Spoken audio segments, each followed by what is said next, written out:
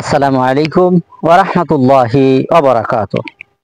যারা দেশ বা দেশের বাইরে থেকে ভিডিওটি দেখছেন সকলকে অন্তরের অন্তঃস্থল থেকে ভালোবাসা রেখে আজকের ভিডিও এখানেই শুরু করতে যাচ্ছি। আলহামদুলিল্লাহ, আপনাদেরকে যেই মনোরম পরিবেশে দৃশ্য দেখানোর ইচ্ছা পোষণ করেছি কিংবা কি কি ফসল আমরা ফলাইছি, আলহামদুলিল্লাহ আমাদের শীতলক্ষ্যা নদীর পার কয় রকমের আইটেম দিয়ে আমরা কৃষিকাজ শুরু করেছি আলহামদুলিল্লাহ, সে ব্যাপারে অবশ্যই আপনাদেরকে একটু বিস্তারিত জানানোর ইচ্ছা পোষণ করছি এবং পাশাপাশি আপনাদেরকে দেখাবো ইনশাল্লাহ। আশা করি প্রথম থেকে শেষ পর্যন্ত ভিডিওটি স্কিপ না করে দেখে থাকবেন ইনশাল্লাহ। আজকে বেগুন বেগুন গাছে আলহামদুলিল্লাহ সুন্দর ফলন আসতেছে এবং কিছু বেগুন তোলা শুরু করেছে। আরো 2 সপ্তাহ আগে থেকেই বেগুন বিক্রি করা শুরু হয়েছে আলহামদুলিল্লাহ। তবে বেগুনের বাজার অত্যাধিক কম, 30 থেকে 40 টাকা এই কালো বেগুন বিক্রি করা যায়। এটা লম্বা কালো বেগুন যদি আপনাদেরকে একটু দেখাই, এটা আমাদের সর্বফার্স্ট প্রথম ফসলের মধ্যে, আমাদের নদীর চরে যে ফসল, এই ফসলের মধ্যে প্রথম ফসল হচ্ছে বেগুন চাষ, কালো বেগুন চাষ। আলহামদুলিল্লাহ আমাদের এই বেগুন চাষের জন্য আল্লাহ তাআলা বরকত দান করে, এই দোয়া চাই। এই বেগুন চাষ যেখানে আজকে আমাকে দেখতেছেন সেই জায়গার মধ্যে কিন্তু অবশ্যই আগামী বছর গাছ চাষ থাকবে, সেটা যদি আল্লাহ হায়াত দেয় অবশ্যই আপনারা দেখতে পারবেন ইনশাআল্লাহ।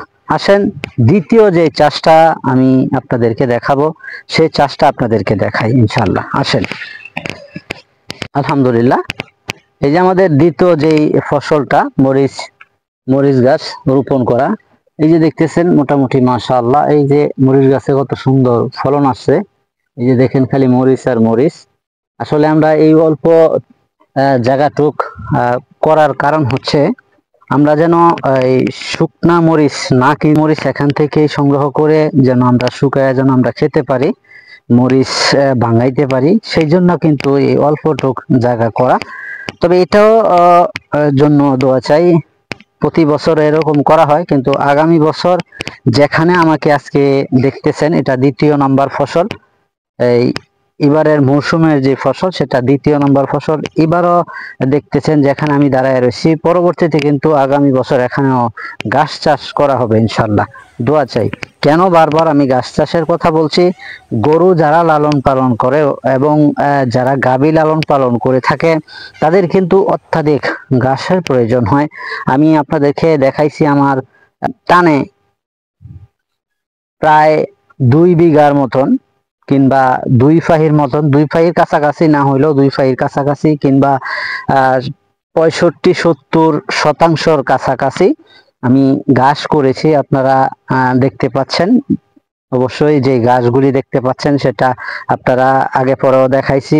এই ঘাস অবশ্যই লাগে গরু পালন করলে, সেই জন্য কিন্তু এখানেও আমি আপনাদেরকে যেটা বললাম এখানেও কিন্তু গাছ লাগানো হবে ইনশাল্লাহ। এটা আমাদের এই মৌসুমের এই বছরের দ্বিতীয় ফসল। আপনাদেরকে যদি আমি তৃতীয় নাম্বার যে ফসলটা সেটা যদি আপনাদেরকে দেখাই, আসেন একটু আপনাদেরকে যদি তৃতীয় নাম্বার যে ফসলটা আমরা করছি আলহামদুলিল্লাহ টমেটো, এই যে দেখতেছেন সুন্দর ফলন আসছে, মোটামুটি ওই রকম বেশিও না কমও না, মোটামুটি সাইজের যেই ফসল সেটা হয়েছে আলহামদুলিল্লাহ। তবে এই ফসল অতি তাড়াতাড়ি কেন জানি নষ্ট হয়ে যায়, মোটামুটি ভালো টাকা বিক্রি করছে। এই যে আপনাদেরকে দেখালাম এটা আমাদের তৃতীয় নাম্বার ফসল। এক সিস্টেমে গুঁড়ি দেওয়া হয়েছে যেন মাচা থেকে যেন নিচে না পড়ে নষ্ট না হয়। এনে আরেক প্রকারের গুঁড়ি দেওয়া হয়েছে যেটা আমরা গুঁড়ি বলে থাকি কিংবা মাচা বলে থাকি, যেন টমেটো গুলা মাটির মধ্যে না লাগে, যদি লেগে যায় তাহলে কিন্তু অবশ্য নষ্ট হয়ে যায়। যেটা আবারও বলতেছি এখানেও কিন্তু গাছ রোপণ করা হবে, আগামী বছর এখানে গাছ থাকবে। দোয়া চাই আসলে ইনশাল্লাহ। যারা গাভী পালন করে তাদের জন্য অত্যাধিক ঘাসের প্রয়োজন হয়। আসেন আপনাদেরকে চতুর্থ নাম্বার যেই আমাদের কৃষি ফসল যেটা দেখাই, আসেন দেখাই। চতুর্থ নম্বরের যেই ফসলটা আমরা করেছি সেটা যদি আপনারা দেখাতে চাই কিংবা আপনারা দেখেন, সেটা হচ্ছে ধনিয়া গাছ, যেটা আমরা বরহজ বলে থাকি, অনেক জায়গার মধ্যে ধনিয়া বলে থাকি, বরহজ বলে থাকি। আমরা কিন্তু এই অল্পটুক জায়গা শুধু বছরে যেন আমরা ধনিয়া খেতে পারি কিংবা বরহজ খেতে পারি। এই যে দেখতেছেন সবুজে সমারোহ চারিদিক দিয়ে, আমি মাঝখানে দাঁড়িয়ে আছি। এই অল্প জায়গা করা হয়েছে শুধু আমাদের খাওয়ার জন্য। শুকায়া ধনিয়া হইলে শুকায়া, অবশ্য ধনিয়া এখন ফুল পড়েছে, অবশ্য ধনিয়া আসবে। কিন্তু আমরা আরো অন্য অন্য যে এই ধনিয়া অন্য সাইডে যে করেছিলাম সেগুলি কিন্তু অবশ্যই বিক্রি হয়ে গেছে। এই জায়গা টুকু শুধু বছরের খাবারের জন্য, ধনিয়া গাছ খাওয়ার জন্য কিংবা ধনিয়া ধনিয়া খাওয়ার জন্য কিংবা বরহজ খাওয়ার জন্য আমরা নিজেরা এটা রেখেছি। সেটা আপনাদেরকে একটু দেখালাম, আশা করি আপনাদের ভালো লাগবে। এই জিনিসগুলি আপনাদেরকে দেখাই কারণ আমরা যে কাজগুলি করি কিংবা যে ফসলাদি করি, এটি দেখে যেন আপনারা সকলে আগ্রহ হতে পারেন এবং বাড়ির আঙিনায় যদি কোনো খালি জায়গা থাকে সেই জায়গা পতিত না রেখে যেন এই কাজগুলি করতে পারেন এবং এখান থেকে যেন উদ্বুদ্ধ হতে পারেন, সেই জিনিসগুলা আপনাদেরকে দেখায় থাকি এবং উদ্বুদ্ধ দিয়ে থাকি। এটা হচ্ছে চতুর্থ নাম্বার। যদি আপনাদেরকে পঞ্চম নাম্বার যে ফসল আমরা নদীর চরে কৃষি কাজের যে কৃষি কাজ আমরা করে থাকি সেটা আপনাদেরকে দেখাচ্ছি। আসেন পঞ্চম নাম্বার ফসল আপনাদেরকে দেখাই। আসেন পঞ্চম নাম্বার যে ফসল আপনাদেরকে দেখানো ইচ্ছা পোষণ করেছি, আমাদের এই সব ফসল সবকিছুর জন্য দোয়া চাই। এই ফসল আদির জন্য দোয়া চাই, আল্লাহ যেন বরকত দান করে। অবশ্য আপনাদেরকে দেখাচ্ছি আমার বন্ধু বান্ধব যারা আছেন, মহাব্বতের ভালোবাসার মানুষ যারা আছেন, তাদেরকে কিন্তু এই জিনিসগুলি দেখায় থাকে। এখান থেকে যেন আপনারা উদ্বুদ্ধ হতে পারেন, মনে সাহস নিতে পারেন। সেজন্য কিন্তু আমি আমার সফলতাগুলি আপনাদের কাছে তুলে ধরার চেষ্টা করি, সত্য বলার চেষ্টা করি। আল্লাহ যেন সত্যের উপর থাকার তৌফিক দান করে। আসেন আপনাদেরকে পঞ্চম নাম্বার এটা দেখাচ্ছি।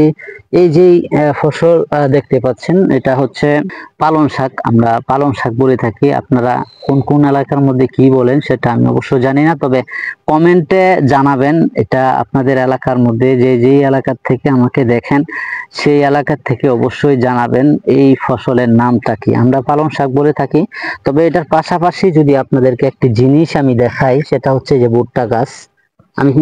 আমি এর আগে আপনাদেরকে ভিডিওতে দেখাইছিলাম ভুট্টা চাষ করছি শুধু সাইলেসের জন্য, সাইলেস খাবারের জন্য, গরুর খাবারের জন্য, যেটা গরুর অত্যাধিক প্রয়োজনীয় একটি খাবার হয়ে থাকে এবং পুষ্টি মান অত্যাধিক হয়ে থাকে, যেটা দুধের জন্য এবং মাংসের জন্য অত্যাধিক একটি প্রয়োজনীয় খাবার হিসেবে গণ্য করা হয়ে থাকে। ডাক্তাররাও কিন্তু পরামর্শ দিয়ে থাকে, পানি সম্পদ অধিদপ্তর থেকেও কিন্তু পরামর্শ দিয়ে থাকে যেন ভুট্টা চাষ করার জন্য কিংবা সাইলেজ প্রক্রিয়াজাত করে গরুর সামনে পরিবেশন করার জন্য। আসলে এটা আপনাদেরকে দেখাচ্ছি।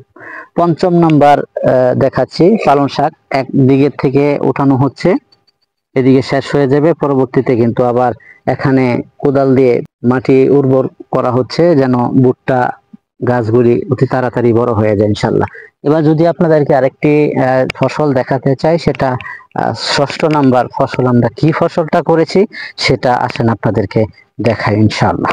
আলহামদুলিল্লাহ, ষষ্ঠ নাম্বার ফসলের কথা আপনাদেরকে বলছি, যেটা আপনাদেরকে দেখানোর ইচ্ছা পোষণ করছি, যেটা 6 নাম্বার কিংবা ষষ্ঠ নাম্বার ফসল আমরা ফসল করেছি। আলহামদুলিল্লাহ, যে গুড়ি আমার পাশে দেখতে পাচ্ছেন, আমার পিছনে আমার সাথে যে গুড়ি দেখতে পাচ্ছেন সেটা উস্তা বলে। সে উস্তা করা হয়েছে অনেক দিন যাবত, এখান থেকে উস্তা বিক্রি করা হচ্ছে কিংবা আমিও অনেক উস্তা পছন্দ করে থাকি, এই জন্য কিন্তু উস্তা লাগানো হয়েছে। যে দেখেন উস্তা যদি একটু ফসল দেখেন, তবে অনেক দিন যাবত হয়ে গেছে বিদায় কিন্তু উস্তা ওইরকম নষ্ট হয়ে যাচ্ছে এবং উস্তা আর হচ্ছে না। তবে মোটামুটি এখন খাওয়া চলতেছে, আবার নতুন করে ধরতেছে অবশ্য।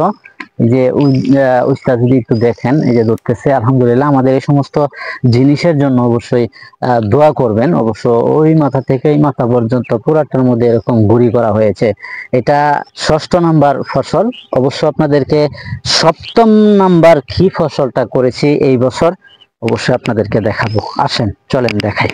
আলহামদুলিল্লাহ, সপ্তম নাম্বার যে ফসল আমরা কৃষি কাজগুলি করি সেটি অবশ্য আপনাদেরকে ধারণা দেওয়ার ইচ্ছা পোষণ করছি, এই জন্য কিন্তু আজকে ভিডিওতে আমি হাজির হয়ে গেছি। আশা করি ভালো লাগবে ইনশাআল্লাহ এবং আপনাদের উপকারে আসতে পারি ইনশাআল্লাহ।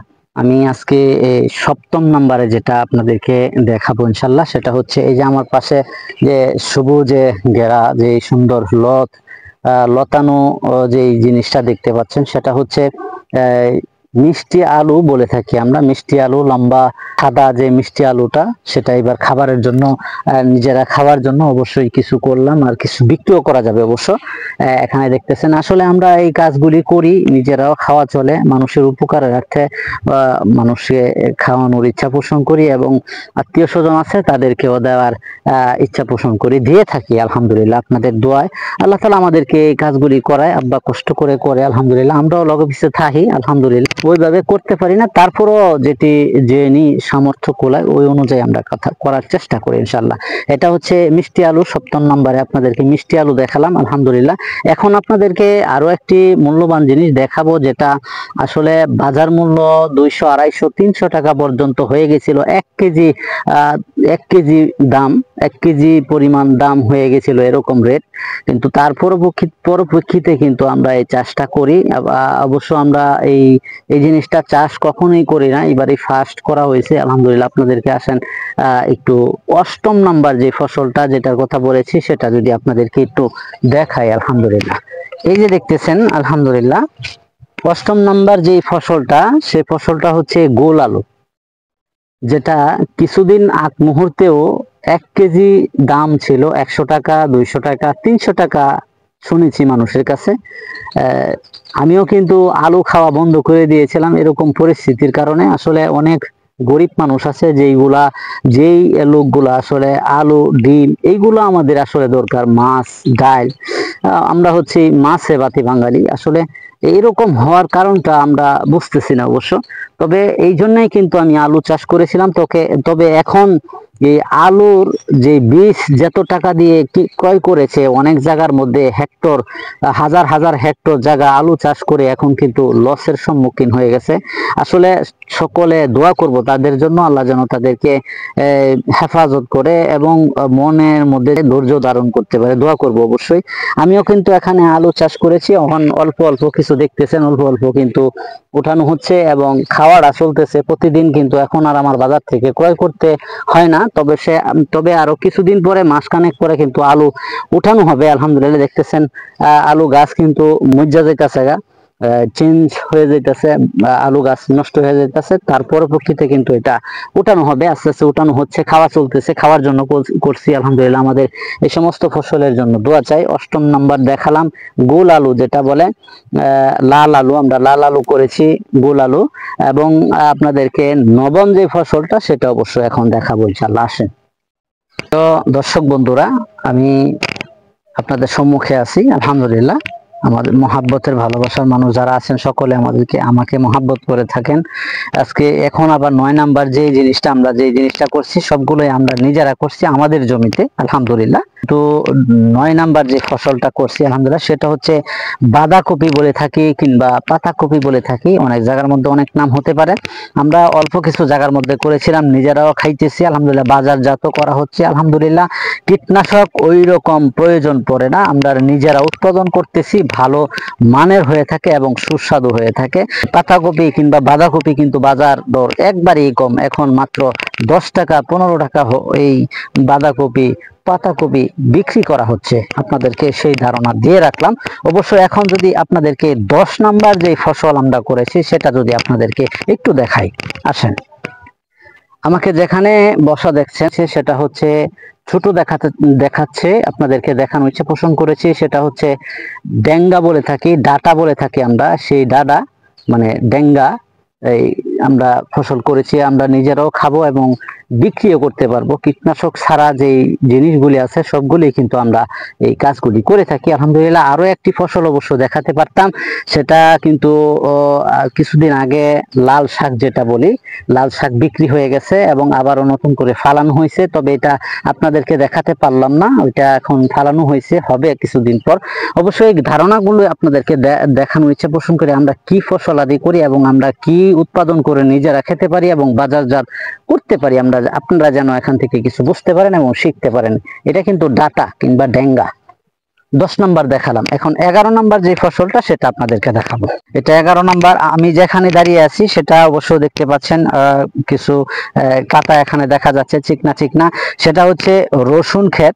যেটা ডাক্তারের পরামর্শ অনুযায়ী অনেকে রসুন খেয়ে থাকে, কাঁচা রসুন খেলে কিংবা রসুন খেলে রক্ত পরিষ্কার হয়, সেই রসুন কিন্তু এখানে করা হয়েছে। আরো 1.5 মাস পরে রসুনটা উঠতে পারে, সেই রসুন কিন্তু 11 নম্বর ফসল আমরা করেছি, যেন বছরে আমরা খেতে পারি। তরকারির মধ্যে কিন্তু এটা দিতে হয়, আসলে সব তরকারির মধ্যে না, কিছু কিছু তরকারির মধ্যে এটা দিলে সুস্বাদু বেড়ে যায় এবং খাবারের টেস্ট অনেকটা আসে।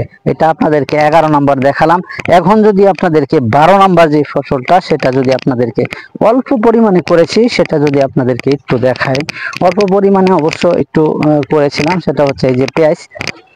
পেঁয়াজ যেটা আসলে 250, 400, 500 টাকার মতন পেঁয়াজ হয়ে গেছিল, সেই পেঁয়াজের বাগানে কিন্তু এখানে আসি আলহামদুলিল্লাহ। অল্প কিছু করা হয়েছে এখান থেকে। পেঁয়াজের যে ঠুসা বলে কিংবা পাতা বলে সেইগুলো কিন্তু তরকারিতে খুবই মজা হয় এবং তরকারি পোলা রান্না হয়, আমরা এইগুলি খেয়ে থাকি আলহামদুলিল্লাহ। সুন্দর ফুলও হয়েছে, যে দেখতেছেন ফুল হয়ে গেছে অবশ্য। এটা হচ্ছে 12 নম্বর ফসল। আসলে আপনাদেরকে 13 নম্বর যে ফসলটা সেটা যদি আপনাদেরকে একটু দেখাই। আলহামদুলিল্লাহ, আমাকে দেখতে পাচ্ছেন, আপনাদেরকে কিছুদিন পূর্বে কিন্তু আমি এই ভিডিওটা দেখাইছিলাম আমাদের কিরকম ফসল হয়েছে এবং কিরকম হয়েছে সেটা দেখানোর ইচ্ছা পোষণ করেছিলাম। এখন কিন্তু আমি আছি আমাদের কদু খেতে। 13 নম্বর ফসল। এই যে সুন্দর সুন্দর কদু হচ্ছে আলহামদুলিল্লাহ, এই যে কদু হচ্ছে অবশ্যই খুব সুন্দর কদু আলহামদুলিল্লাহ। এই যে দেখতেছেন কদু হচ্ছে, এটা আমাদের 13 নম্বর ফসল। কদু যদি আপনারা দেখেন, এই যে কদু প্রায় জায়গার মধ্যে কদু হচ্ছে আলহামদুলিল্লাহ, খুব সুন্দর ফসল। এই ফসলাদি আমরা করে থাকি আলহামদুলিল্লাহ। আমাদের এই সমস্ত কাজে যেন আল্লাহ তাআলা বরকত দান করে, এই সমস্ত ফসলের মধ্যে যেন আল্লাহ তাআলা বরকত দান করে। আমি আপনাদেরকে ধারণা দেওয়ার চেষ্টা করি কি কি ফসলাদি আমরা করি, যেন এখান থেকে উদ্বুদ্ধ হয়ে মনে সাহস নিয়ে যেন আপনারাও এই কাজগুলি করতে পারেন, অনুপ্রাণিত হতে পারেন। সেই জন্য কিন্তু আপনাদেরকে ধারণা দেওয়ার চেষ্টা করি। যদি ভালো হয়ে থাকে অবশ্যই পাশে থাকবেন, অবশ্যই মহাব্বত করবেন, ভালোবাসা দিবেন। আল্লাহ যেন আমাকে এবং আপনাকে সকলকে যেন আল্লাহ তাআলা কবুল করেন এবং দুনিয়া এবং পরকালে কল্যাণ যেন আমাদের সকলের আল্লাহ তাআলা দান করেন, আমিন। আজকে এই পর্যন্তই। কমেন্ট করে জানাবেন ভিডিওটি কিরকম হয়েছে। অন্য নতুন কোনো ভিডিওতে আরো হাজির হয়ে যাব। ওমা তৌফিক ইল্লা বিল্লাহ। সে প্রত্যাশায় সকলে ভালো থাকবেন। এখানেই শেষ করছি। আসসালামু আলাইকুম ওয়া রাহমাতুল্লাহ।